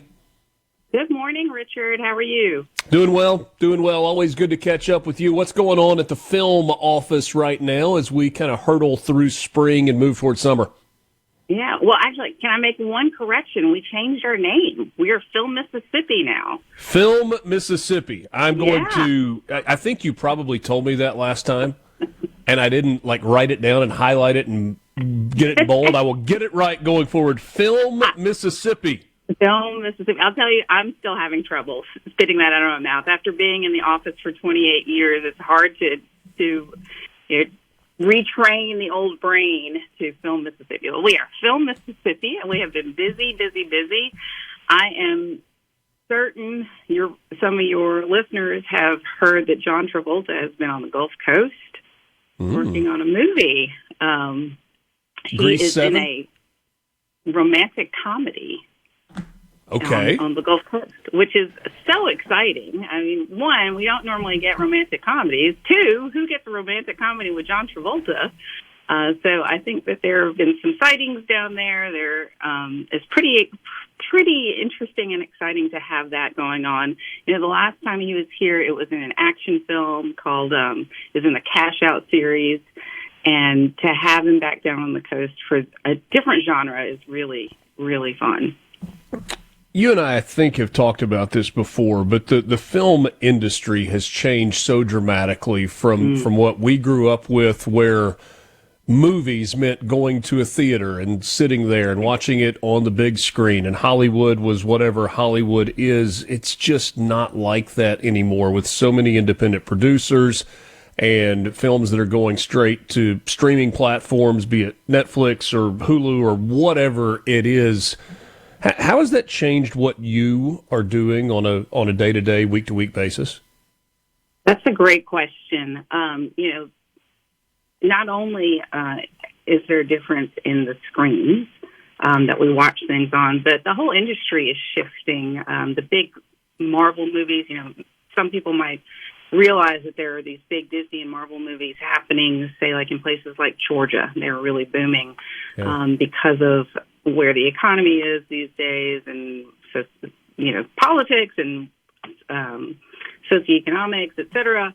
A lot of those big movies are now going overseas because it's more affordable for them to do them there. That doesn't really affect us too much, fortunately, because we've always kind of lived in this independent film space. And I'll say that's we're navigating that along with all these different new formats. So right now we have a couple projects that are looking at us for something called verticals. Have you heard of this? A vertical? Tell me about it. They are episodic shows on your phone. So vertical, because you look at your phone vertically and not horizontally.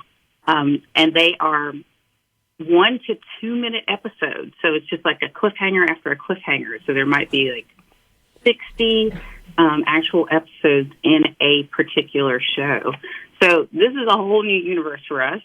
We haven't had one film here yet, but we do have projects looking at us. So we're doing everything from John Travolta to content on our phone. And what I like to say regularly is, like, every screen that we have, whether it's our the big screen, our computer screen, the screen in our pocket, content has to be made, so there's no reason for that content not to be made here in Mississippi. We have a growing base of trained crew and vendors here that are used to working with the film industry now. So we just keep selling ourselves to every new platform that exists.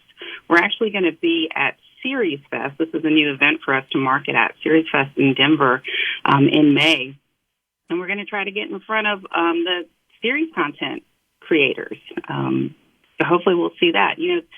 I always mention this, and I know I sound like a broken record, but hometown. We're in season 10 now. And if we could have 10 hometowns around the state, people would be working all year long, and that would just be incredible. So that's what we hope, marketing to things like at places like Series Fest. There's also Real Screen, which does unscripted. So we're trying to get into those spaces, and we're not so much worried about the big, huge tentpole movies, because that's not where we normally fit. We'd love for them to come here if they do. Yeah. But that's not really how our infrastructure is built at the moment, and we're just getting out there. It was so funny when you were talking about verticals. I remember you used to take a picture like this, and your kids would yell at you, "Don't be an old man. Turn the phone landscape so you do it like this." And now if you do that, you're the old man, because everything has to happen vertically for the vertical video content, or also for the gram, of course, for Instagram. So it's like you have to stay in step. It's true. I teach a class at Millsaps, an intro to filmmaking class. Mm-hmm. And for the 20-some years that I've taught that class, I have told my students, if you shoot your film with your phone and you shoot it vertically, you will get a 0. Clearly, that doesn't hold anymore. Not anymore. Not anymore. When you brought up Georgia a second ago, I was thinking about the strategy that exists with Film Mississippi. The state of Georgia has poured billions of dollars into the film industry and trying to attract big movie sets and big films and sound capabilities and editing capabilities and all of these things. And now they're in a spot where they're seeing that, I won't say blow up in their face, but losing some of that. Is the strategy in which Film Mississippi invests into the film industry and tries to recruit a long-term strategy that makes more sense than maybe pushing all the chips into the middle of the table the way Georgia has and to some degree Louisiana has? I think so. I know so. We started our incentive program in 2004, and at that point it was only 10%. And our strategy was, like the tortoise and the hare. We're slow and steady. Let's grow grow with what starts to come here and grow in conjunction with that. So we've gone from 10% to now 25 to 35%.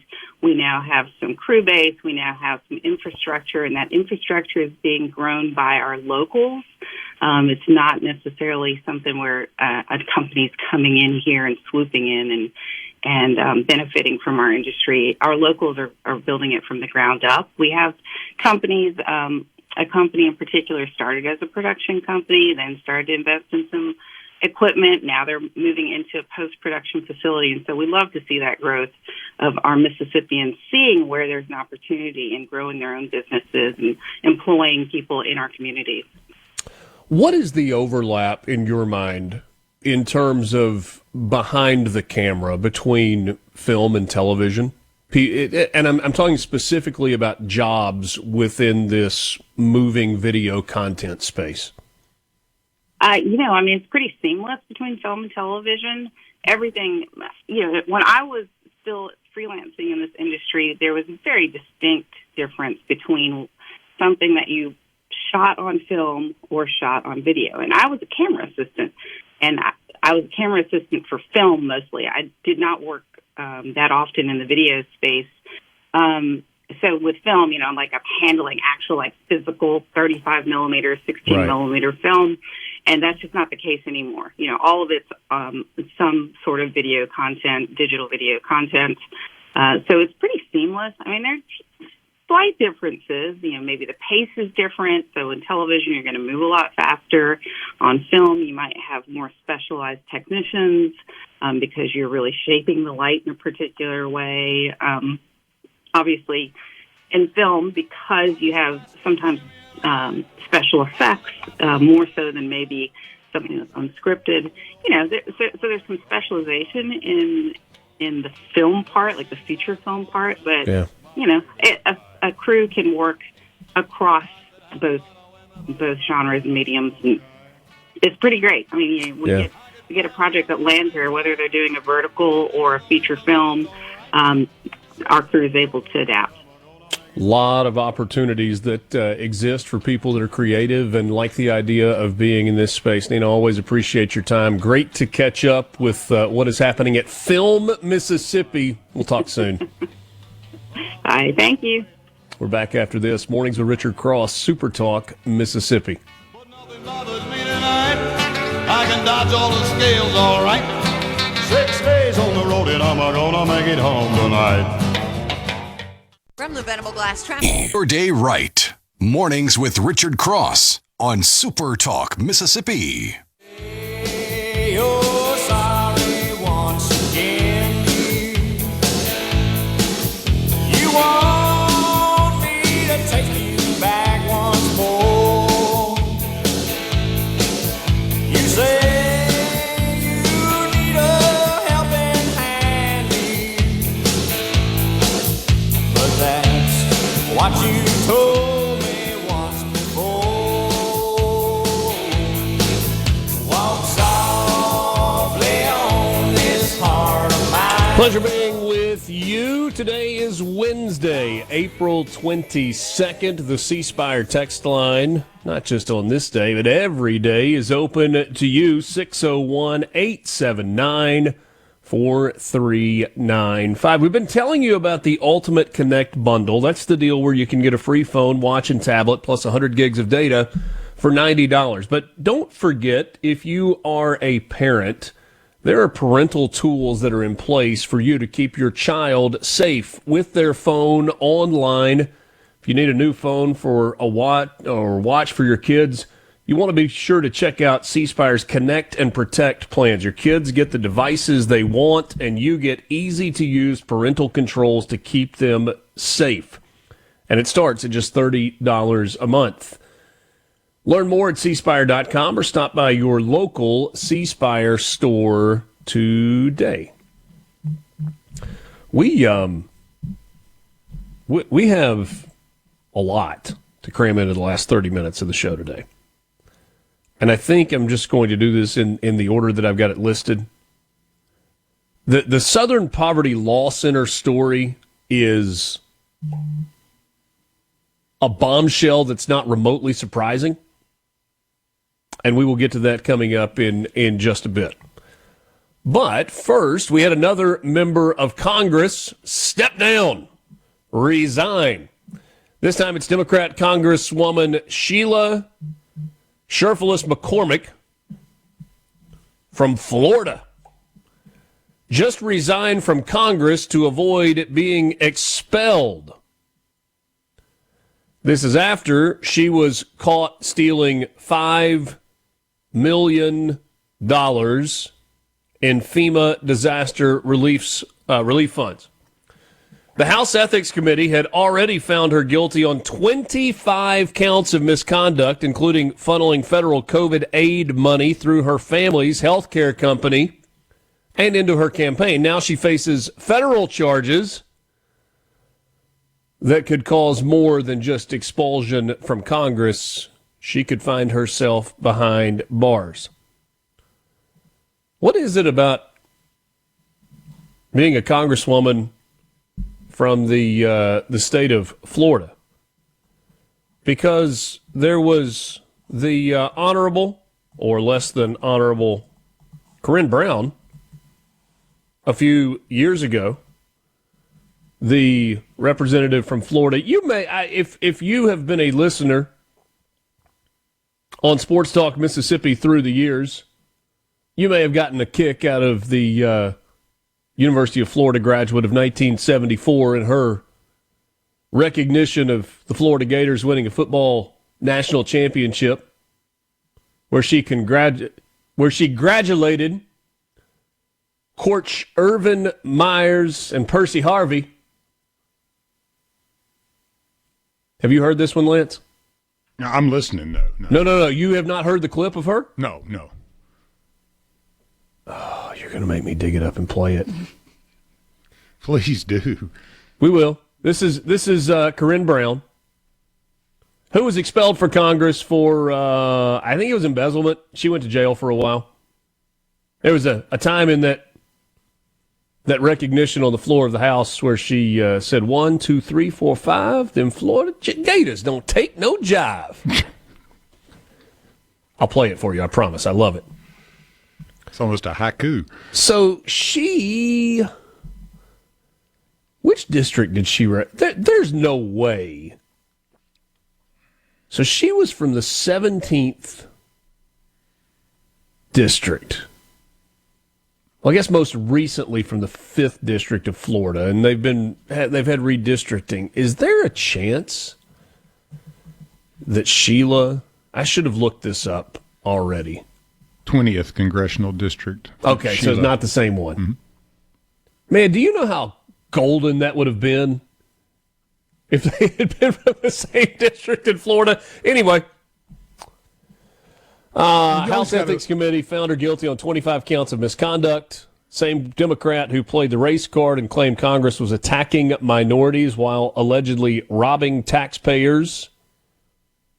She knew the expulsion vote was on the way, and so she said, I'm going to resign. And she did. Her background, she's an attorney, healthcare executive. First, you always love this, the first Haitian American woman elected to Congress.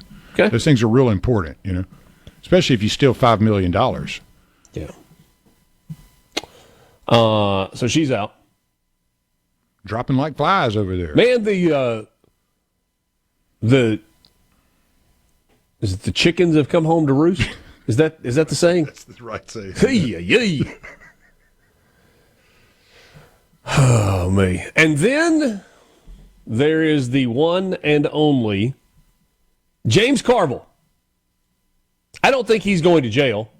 My guess is there are things in his background that probably would merit his time behind bars, but I don't know that. I'm not rode an elevator with him once. That is a little dude. Little dude with a bald head that dresses about as frumpy can get.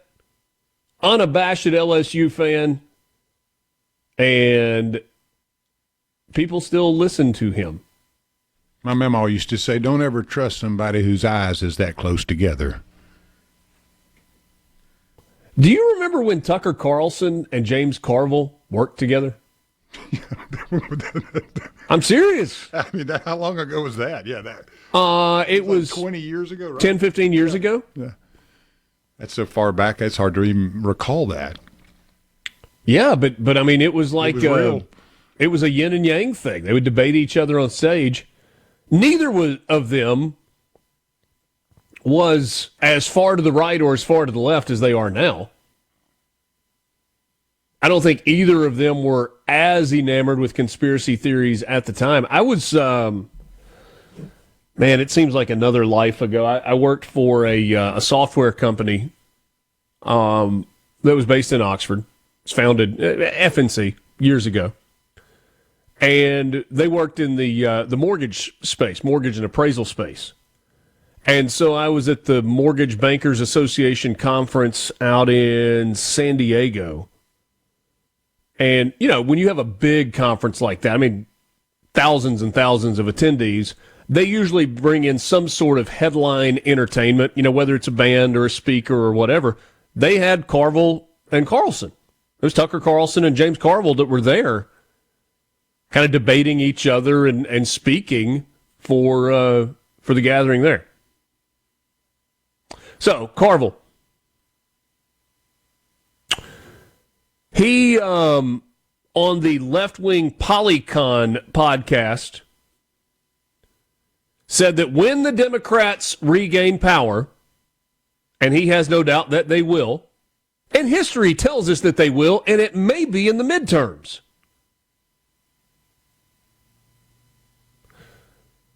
The agenda items should be, and there are people within the Democrat political ethos that are trumpeting this, grant statehood to Washington, D.C. and Puerto Rico so that the Democrats can unlock 4 extra seats in the Senate. That's number one.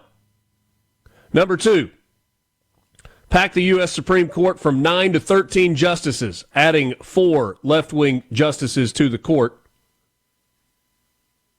which would give them the majority. Number 3, reopen the U.S.-Mexico border and grant mass amnesty to every single alien currently in the United States. These are the words of James Carville, not me. And he advises Democrat politicians in this way. Knowing that these are the agenda items. Number 1, don't run on it. Number 2, don't talk about it. Number 3, just do it. Now tell me if this blueprint has already played out successfully.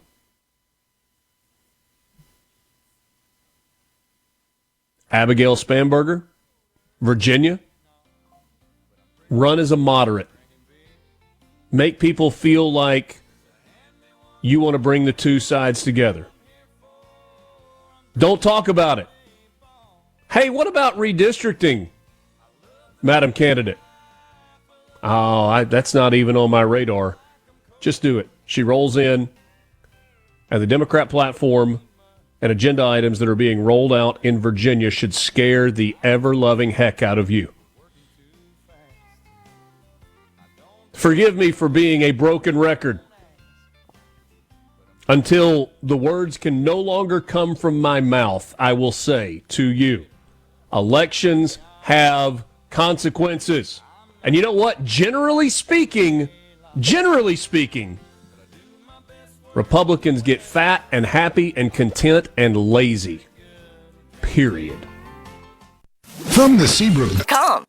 Good morning, everybody. Time to wake up. Time to shine. Start your day right. Mornings with Richard Cross on Super Talk, Mississippi.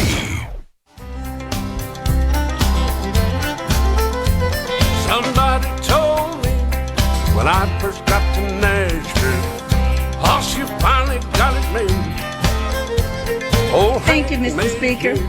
I rise today to congratulate my University of Florida football team for winning its second NCAA BCS Championship Bowl game in the last 3 seasons. Go Gator. I want to congratulate the University of Florida not only for being the best academic school, but also the athletic school in the country. Their 24-14 victory over Oklahoma Sooners showed off team spirit, sportsmanship, and one of the best defense plays that I've seen. They held the team, the highest scoring offense, to just 14 points. The Gators once again came back to prove that the University of Florida season was no fluke, and the Florida Gators are again a championship team that have made history. Let's skip ahead. Playoff. And I hate to say it, that everything is just not all equal. We want to encourage all of our kids to participate in sports and activities because we know that it builds character. But it is clear that the Gators are superb to any of the schools with the conferences that we play in. So in closing, I want to leave you again with the Gators chant that I just love. 1, 2, 3, 4, 5. Then the Gators don't take no jive. Hey, it ain't cool being no jive turkey this close to Thanksgiving. You gotta love that. That was great. You did like a syntax checker on that. Oh, there is actually closed captioning that goes along with the video when you pull it up on YouTube, and it is gold. There's lots of plurals that were not used in there. Yeah, should have been. C-Spire text line. What is her name? Her name is Corinne Brown, the former congresswoman from Florida who spent some time in the Slammer, the Clink. 3 hot and a cot, man.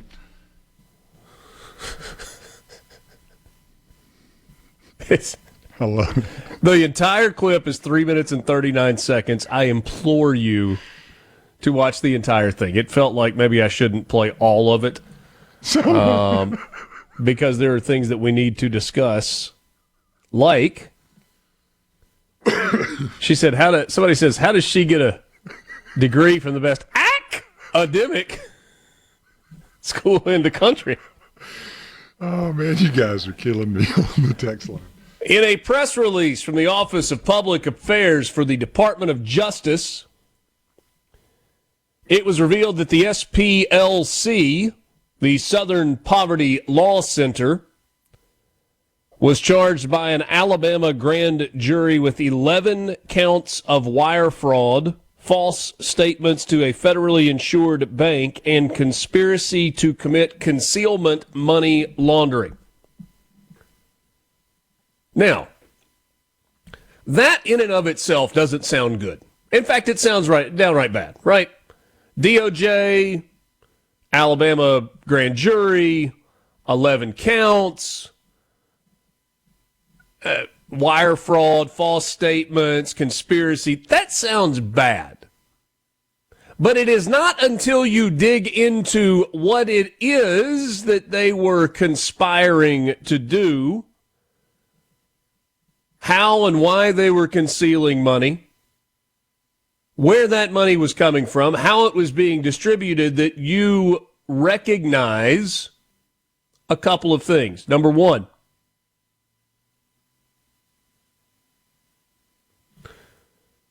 the SPLC, the Southern Poverty Law Center, which purports to be an organization fighting in the name of eradicating racism and misjustice is itself a patently racist organization. It's the height of irony. What do you mean, Richard?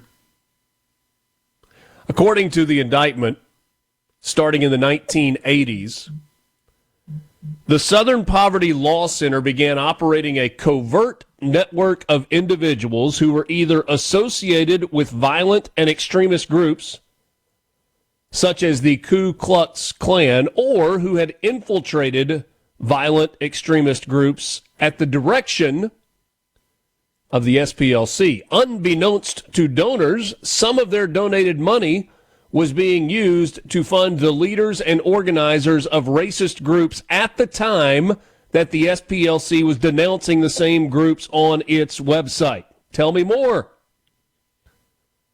The SPLC also allegedly funneled more than $3 million in donated funds to individuals who were associated with groups such as the National Socialist Movement, United Klans of America, and the Aryan Nations affiliated Sadistic Souls Motorcycle Club between the years 2014 and 2023.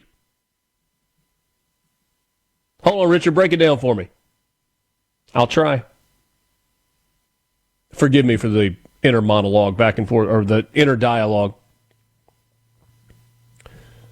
The SPLC claims to be there to fight against racism, to fight against injustice. For them to be able to fulfill their stated and purported mission, there must be racism and injustice. How do you guarantee that you have the ability to carry out your mission to fight against racism and injustice? You make sure that racism and injustice exists, is alive, and is well. How do you do that?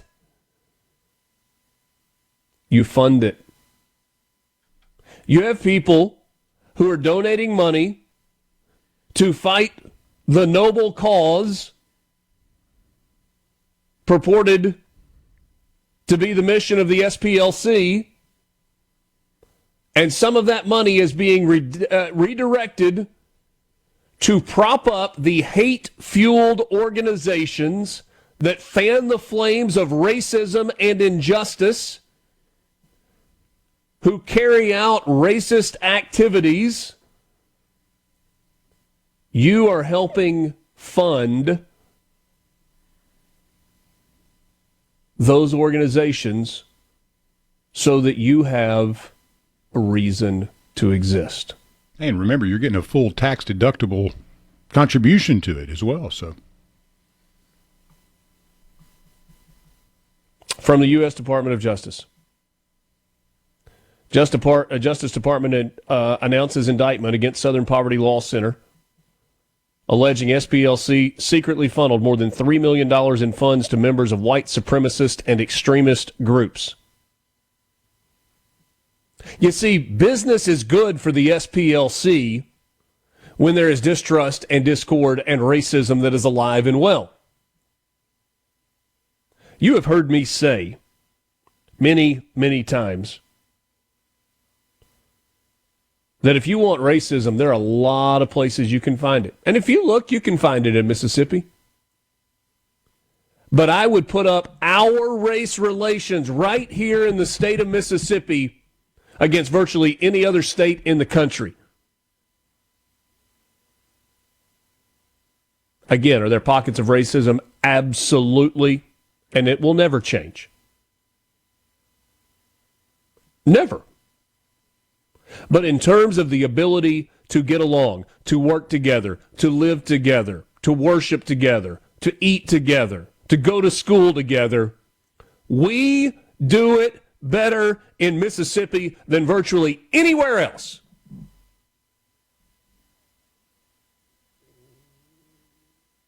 We have our problems. We have our warts.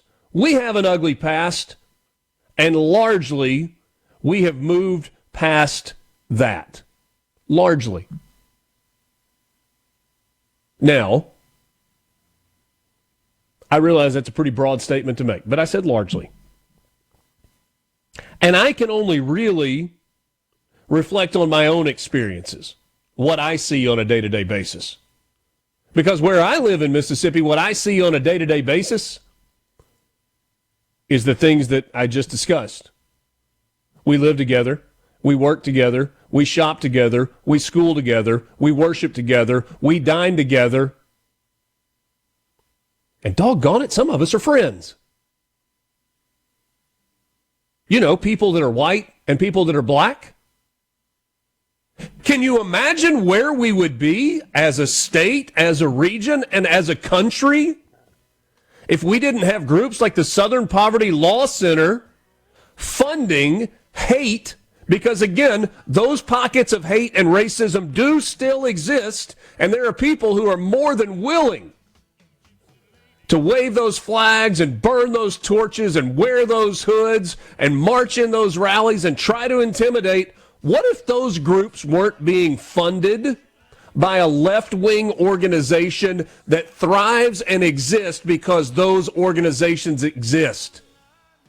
You see, getting along, living together, worshiping together, going to school together, dining together, worshiping together is not good for business for the Southern Poverty Law Center. And so they hopefully will now pay the price for being the biggest portrayers of racism maybe that exist in the South. From the Venable Glass Traffic.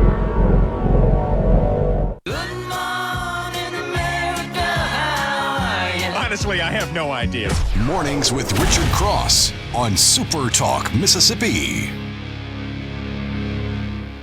I went down to the river to watch the fish swim by.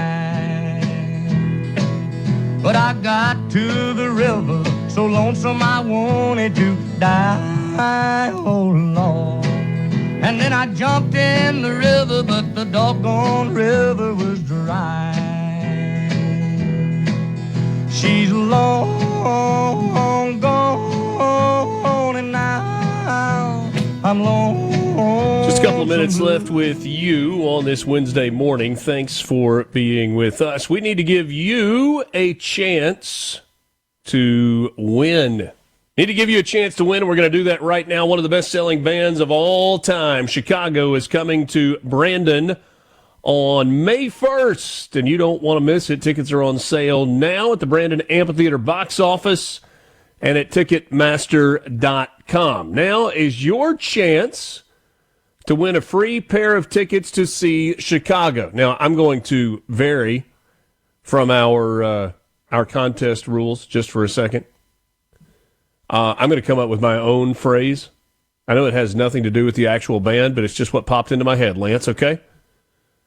Whatever, you run the show, baby. You need to be the seventh texter to text the words, "Go Cubs, go," to the C Spire text line, 601-879-4395. Seventh person to text "Go Cubs, go" to the C Spire text line, 601-879-4395, will win a pair of tickets to see Chicago. Tickets are on sale now at the Brandon Amphitheater box office and at Ticketmaster.com. That is May 1st. That is coming up soon. 1, 2, 3, 4. How bad do you want the tickets? 5. White Sox fans need not apply. Yeah. 6. There's 6. And 7. Winner. Yes. All right, we got a winner. You can stop texting "Go Cubs, go." Congratulations. Don't forget that Sports Talk Mississippi will be at Northwest Community College in Senatobia this afternoon for the Celebration of Champions, honoring an incredible year of successes for Northwest Mississippi Community College. By the way, the Northwest soccer team was at the Governor's Mansion yesterday celebrating their national championship. And then on Friday, Sports Talk Mississippi is in Oxford to kick off the 27th Double Decker Arts Festival. It's a 2-day celebration of music, food, and art on the historic Oxford Square. The music lineup begins on Friday with several acts, including Shane Smith and the Saints. And then on Saturday, it's a full day of music, food, and fun with Wilco taking the stage to close it all out at 8:30 on Saturday night. Don't miss out on the fun. It's the Double Decker Arts Festival. For more information and to see the entire music lineup, go to visitoxfordms.net. Visitoxfordms.net. Let me give you one more thing. Two music giants, Post Malone and Jelly Roll, will be making a stop at Vaught Hemingway Stadium on the Ole Miss campus on Friday, June 5th. Joining them in Oxford will be country music singer Carter Faith. Go to supertalk.fm to find a registration location near you for our ticket giveaway. The giveaway brought to you by Legacy GMC in Laurel. And if you are a business and would like to be part of this promotion with a registration box to attract customers, shoot us an email, sales@supertalk.fm for more information. Campaign finance reports were due at the end of the first quarter. Congressional incumbents from Mississippi lead their midterm challengers by a significant amount in every single race. The incumbent Senator Cindy Hyde-Smith, who is running against Scott Colomb, and Ty Pinkins, who is an independent, has almost 5 times the money on hand. Cindy Hyde-Smith with $2.46 million at the end of the first quarter. The Democrat Scott Colomb, $560,000, and Ty Pinkins, the independent, $2,800. The April 15th report not showing on some of these just quite yet. In the 2nd Congressional District, Benny Thompson with an exponential financial lead over his challengers. He's got $1.42 million in the bank. Ron Eller, the Republican challenger, with $38,000, and Benny Foster reports $0. Michael Guest in the 3rd Congressional District, $942,000. His Democrat challenger, Michael Sharadio, has $16,000. The Libertarian candidate, Eric Keeley, $0 reported so far. And in the 4th Congressional District, Mike Ezell with $132,000 on hand.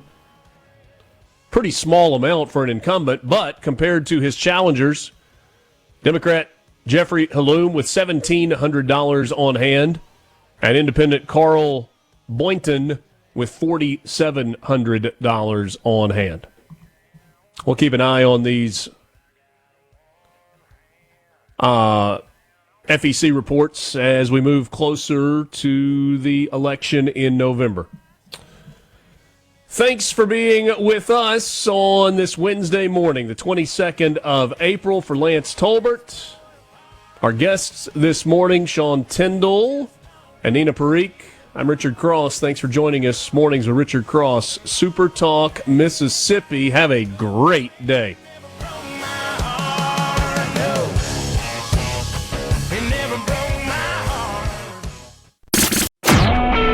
A SuperTalk Mississippi media production.